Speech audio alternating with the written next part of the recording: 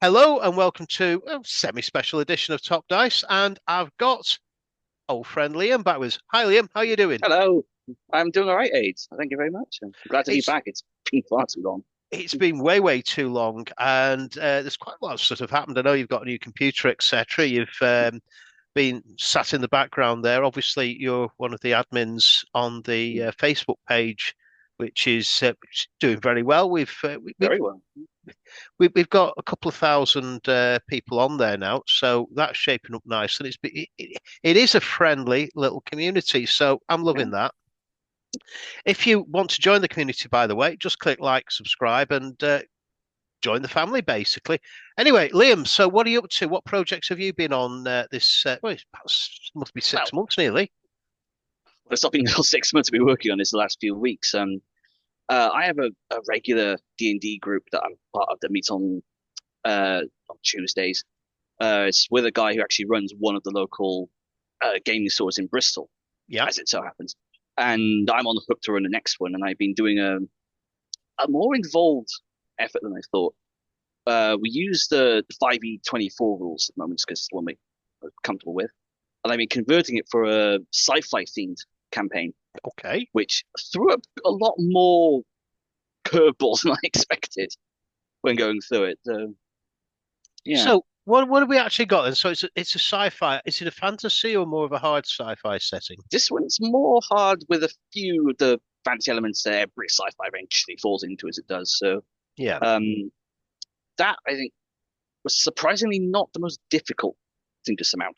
That took a lot of like a slash and burn approach to getting rid of all the fantasy elements and keeping the hard side of things in and balancing out the play value with certain things you don't want in there as well. But there were options to help with that. But Okay. yeah, So, character class wise, have you stuck with the same character classes? What adjustments have you about done there? half of them.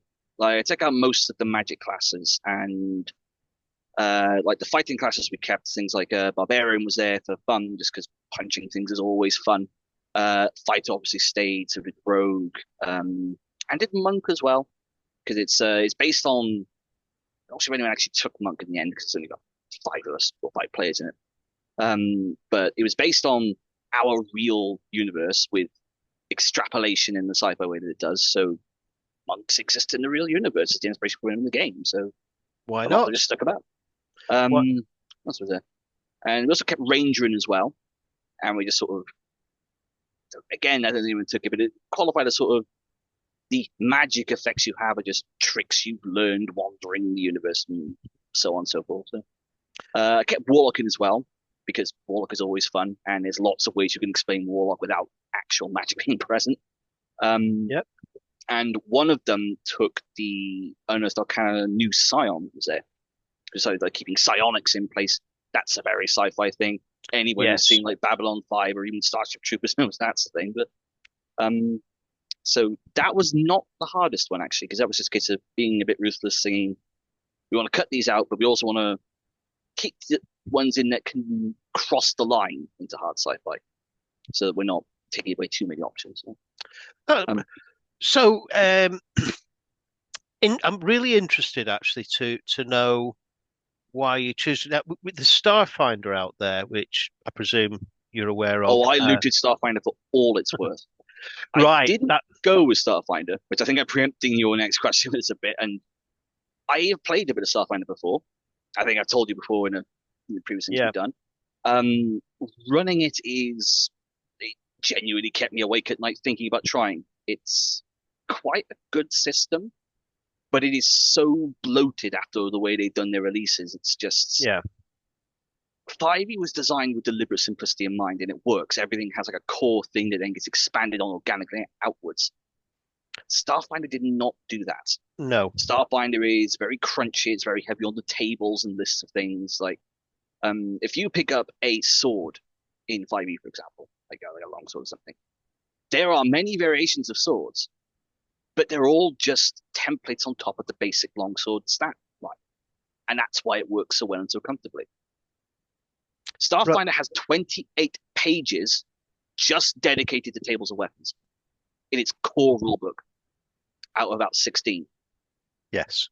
Yeah, That was where I drew the line. That no, I don't want to do this. I don't want to run a game like this. It's gonna be so nightmarish. It's like, yeah. it's really interesting, right? Going back to D&D 2024. Mm. Now, I'm a big fan of D&D, and I'll shout it out all the time. Much the And same.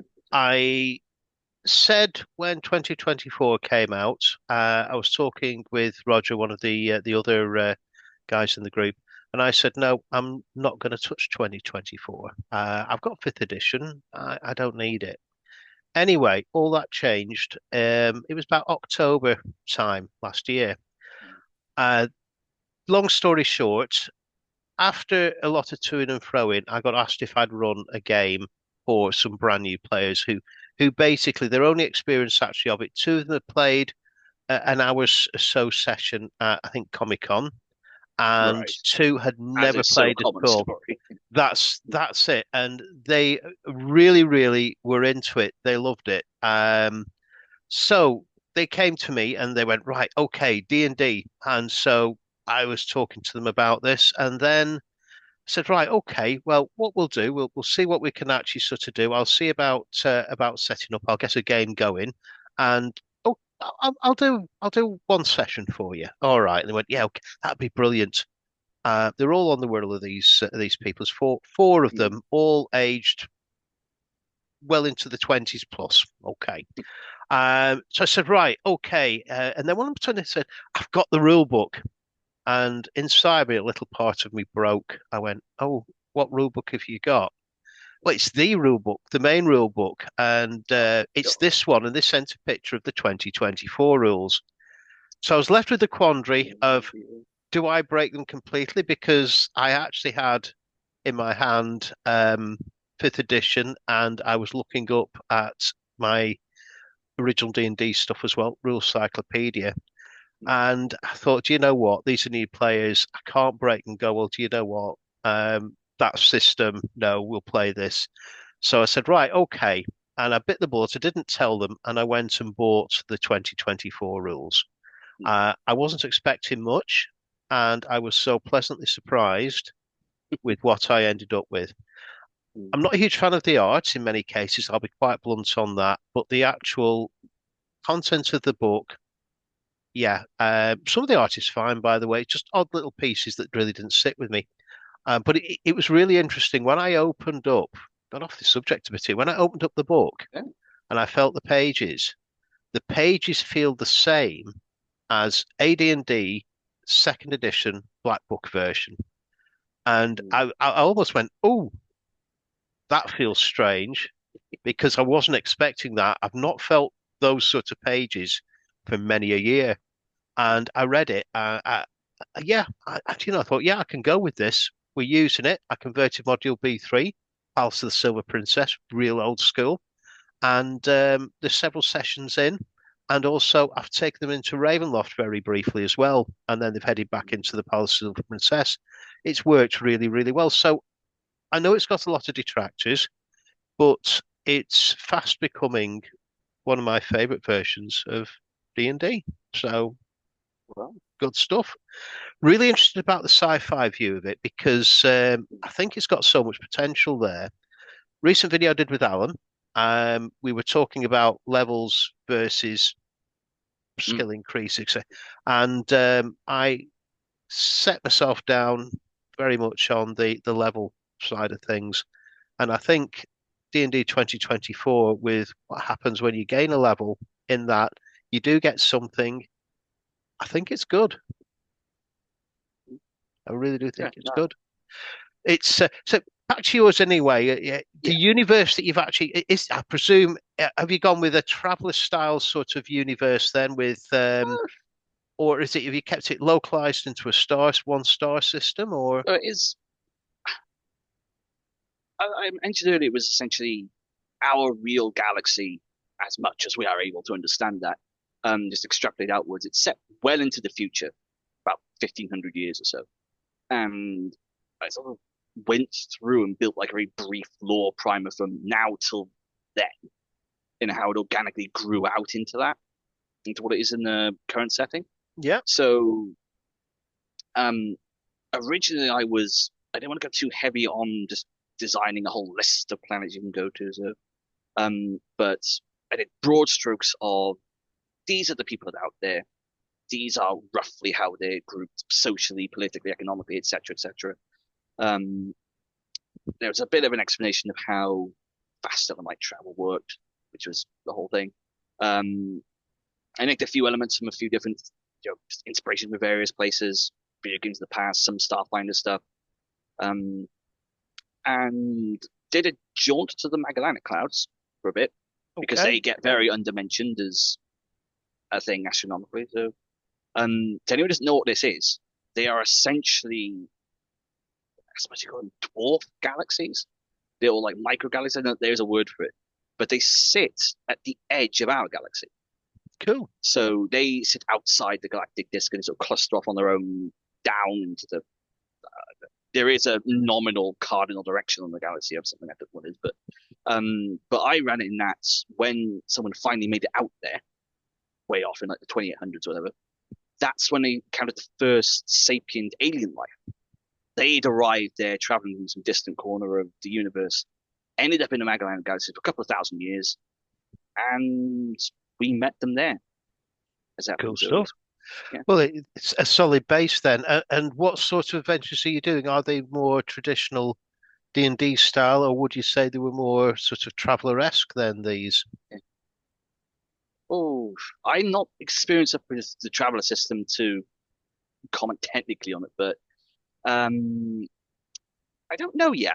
Might be the strong answer. I'm not starting on the big scale. Oh, you're traveling now. I know all of that. Yeah, I'm gonna sort of figure that out as it naturally comes to me and what makes the most sense at the time. So I have a loose idea of how it will work, and One of we'll the plot it as we go.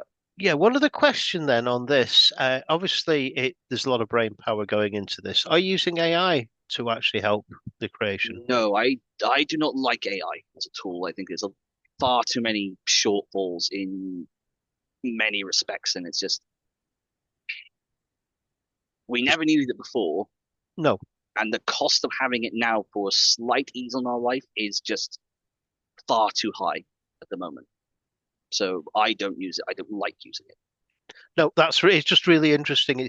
I'm just gathering ideas of how people are actually doing theirs. It's Oh, of course. the reason I'm actually sort of asking that is I'm developing a city in D&D called Cauldron. Okay. It's a known city. It's in Greyhawk, and it was part of the Shackle City campaign way back in third edition days. And I'm actually trialing AI to actually sort of see how it exploits and how it actually generates supposedly a holistic city. And it's come up with some very mixed different things so far. You've got to be very careful with it. But Surprise. I'm finding it really interesting as in how it sets things out and what it does. Now, I'm not an AI fan either. I used a little bit in work because we have to, but generally in day-to-day usage, I don't because, like yourself, I really am not a fan and I don't like it. So this is a personal trial for me as well, and I'll probably see about doing a couple of videos going forward about the pros and cons of it that I've actually sort of found. Well, it's really interesting. I just thought I'd sort of ask you that though about No, the of AI front. course. So, how many games are you actually into this? Have you actually started We to have not sort of? started yet. Mostly because of I think I mentioned I got a new computer, the drama of my last one dying the day Yeah. before I left my parents at Christmas. With all of the stuff I was working on that computer, so it's taken me a whole while to Oh, drag blimey. Yeah, the remnants of it off. But it will. that has now successfully been done. I've got all the stuff there, finessing the final parts of it. So Excellent. next Tuesday, we're going to start our first game. You're going to have to sort of let us know how that actually goes. Oh, I will. Well, as it's Thursday, I'm going to dig a game out, a Throwback Hmm. Thursday, and I'm going to show it you. See if you've actually sort of played it before, and Cool. we'll discuss. But for that, I'm going to need to lose my background. So if you just bear with me for one moment. So we're back. Now then, Throwback Thursday. that's the thing on the UK tabletop role playing Facebook channel. So today it's science Oh, fiction. I didn't know you were actually going to talk about science fiction. great minds thought alike. Paranoia. Yeah. Now, this is an old classic. Mm. Um, Artwork, well, what can I actually say? Have you ever played it? That's the first question. Have you I seen it? I have seen it before. I don't think I've played it, but I know of it. I know a little bit of what it's meant to be about and how it works. So it's yeah. The best way to think about it is Fallout, the computer game. Now, I know there's a Fallout RPG, but Or do you mean the taken, original isohedric one from way back when? yeah, Yeah. but actually take it to the nth degree of humor. Lord. As in, you don't usually leave your nuclear bunker because the computer controls that nuclear bunker. The computer doesn't want you to leave because there's commie mutant people out there that will Oh actually no. cause you damage. Whatever shall we do? We can't let you Exactly. be hurt by false Now, medical things. the issue is you create your character, Hmm. which is all well and good. Everybody loves a good character. The problem is the computer, as I said, runs everything. The other problem is you all have a mutant power. So basically, you are all an enemy of the computer, but you've got to disguise and hide that mutant power because if another player finds out what that mutant power is, they can terminate you. But the thing is, as a player, it's just too good a thing to not use. So you get your mutant power, but it Hmm. gets worse. The other thing that the computer really doesn't like is commie mutant traitors. Oh And no. unfortunately, commie mutant traitor is usually part of a secret society. And guess what? Every Hmm. player character is a member of a secret society as well. And you've got some great secret societies. You've got computer freaks, which is believes playing with technology is fun. Anti-mutant, basically, you're there to eliminate mutant power, even though you're a mutant yourself. You've got the communist. You've actually got communists in there as well, so you Oh could be a God. secret communist. And then you've got a real play on words, Def Leopards. And yep, it came from Def Leopard. Wreck things, have fun, cause trouble, have fun, be rebellious, have fun, mock the computer, mock the powerful, have fun, defy the computer, have fun. Uh, so that kind of gives you the straight. So you get a load of clones as well. You just don't get one character. So when your character actually sort of dies, you actually get another clone activated, who will have no memory at all whatsoever of what's happened before. They just turn up because apparently they've been activated and something's happened to the previous clone. Of course, the player behind that knows exactly which player has gone and killed the original clone or how they've died and is wanting to seek revenge. So it becomes quite a chaotic game all round. Also, the computer likes giving you experimental equipment. This could be such a thing as a really important weapon, which we would know as an egg whisk. The computer doesn't know what it is because it's faulty and can't really remember, but it knows that this is really important. So it must be a weapon. So it gives you to try and find out, and it wants to report back on what this weapon does and how it works. On the other side, it might turn around and give you a nuclear hand grenade with a blast radius of half a kilometer. Unfortunately, you can only throw it Small. 50 feet.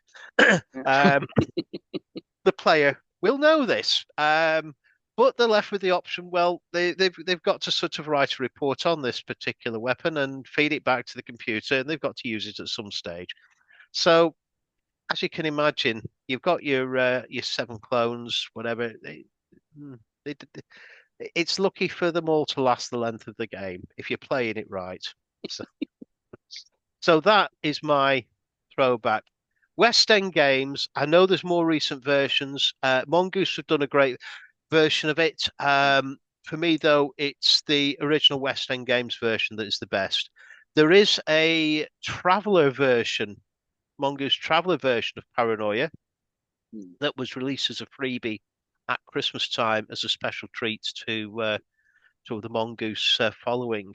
I've had a quick look at it. I'm going to give it a go at some time. So that is that. Any throwbacks from your side? You don't need to sort of show and tell. Any particular game that comes to mind from your front? Um, I mean, I might go off piece a little bit because I've not played many RPGs as such. So there's not much to draw on there, but um, possibly on the Relation to Paranoia front, a memorable for possibly all the wrong reasons game. Hmm. It was Mansions of Madness we were playing. It's a few friends of mine. I have a friend who's a very big board game enthusiast. To say what the RPGs is. He's good at them. He collects them. He's one of his name's Tom, and we were playing Mansions of Madness, and we found a very interesting sort of rules convergence that led to a not great experience, but definitely a one to remember. Um, I think it was the turn I was taking, and the way it works is it works in a little bit like Betrayal at House of the Hill, where you have the tiles and you build up the interior Yeah. of the building as you go.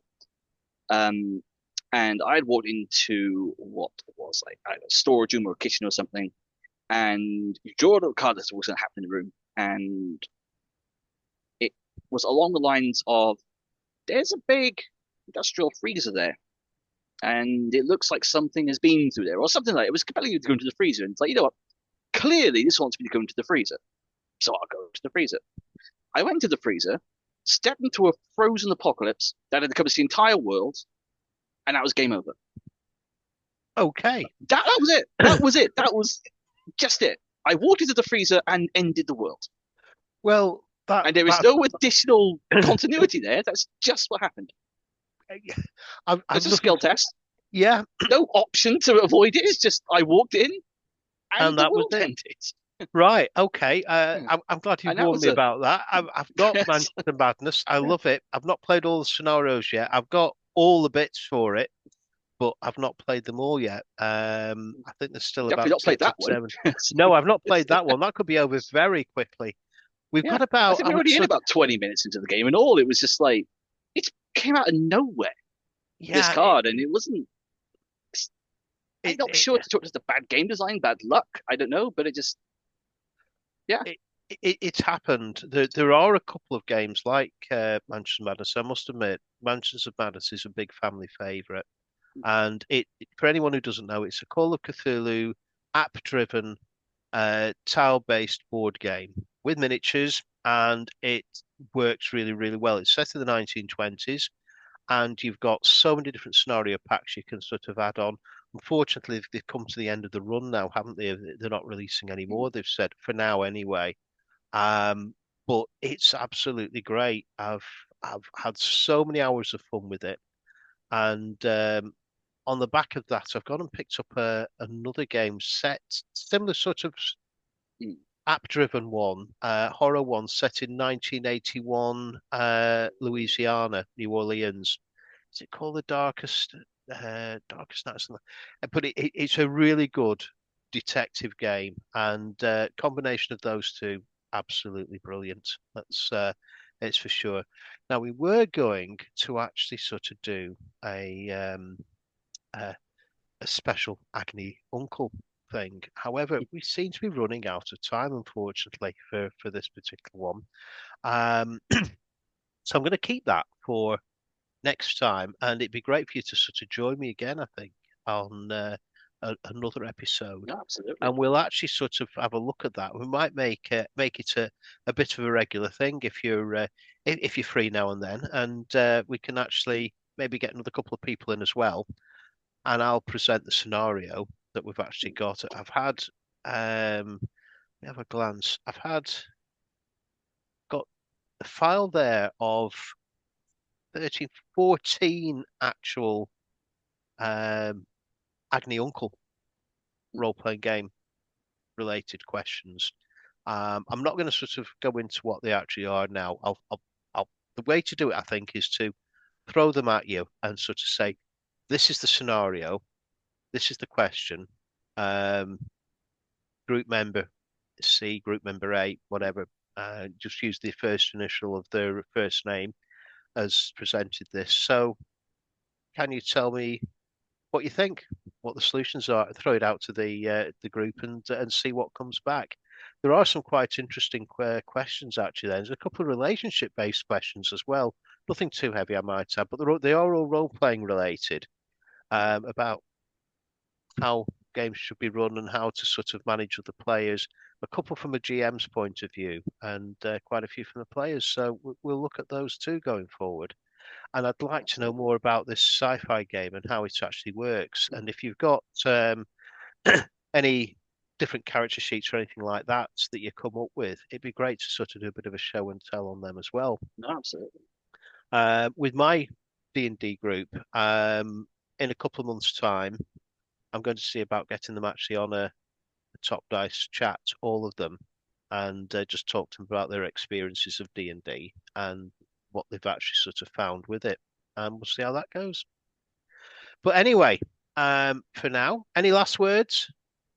Um, no, no, that's a good Well, last word, I think. Yeah, no. that's a very good last word. Well, it's a goodbye from him, and it's a goodbye from me. We'll see you next time on Top Dice. Goodbye. Goodbye.